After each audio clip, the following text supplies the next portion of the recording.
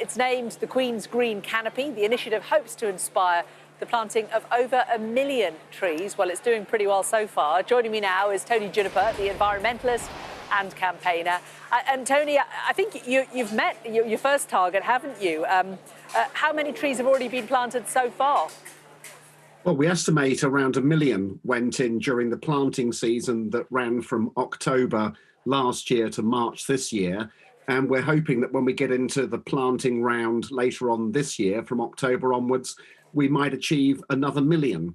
And alongside the planting of trees and encouraging people to get the right trees in the right place, the Queen's Green Canopy is also marking the occasion of the Platinum Jubilee with a network of 70 ancient trees and 70 ancient woodlands, because they remind us about the sense of history, really. And the monarch really is representing a golden thread of the passage of time going back 1,000 years. And indeed, many of the ancient trees across the landscapes of this country, across the United Kingdom, are indeed considerably older than that. And one or two individual trees would have been growing during the time of the late Bronze Age, about 3,000 years ago.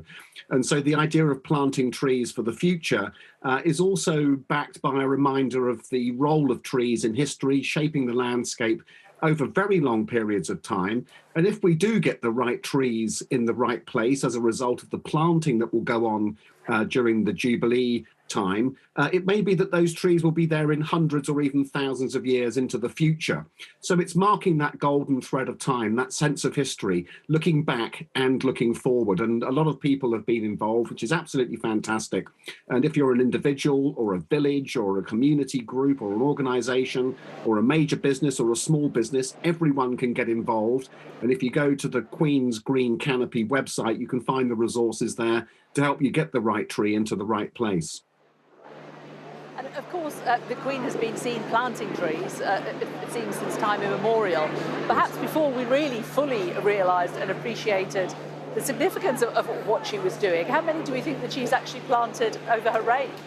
Well, the estimate is that it's more than 1,500 that she has personally put into the ground during the course of her time serving as Queen, which I work out at about 1 a fortnight, which is a pretty prodigious tree planting rate. And if we all did that, obviously there would be a lot more trees in the world. But it's very important to make sure you're choosing the right kind of tree for the right purpose and getting them into the right place. We don't actually want trees everywhere. Some beautiful open habitats like ancient grasslands and heathlands and peatlands very often are better off without trees. But that leaves many, many places where we could do well by having more of them to catch carbon from the atmosphere, to be cleaning up the air that we breathe, to be providing a home for wildlife. In some landscapes, they can help reduce the flow of water off of the land, thereby helping to reduce flood risk.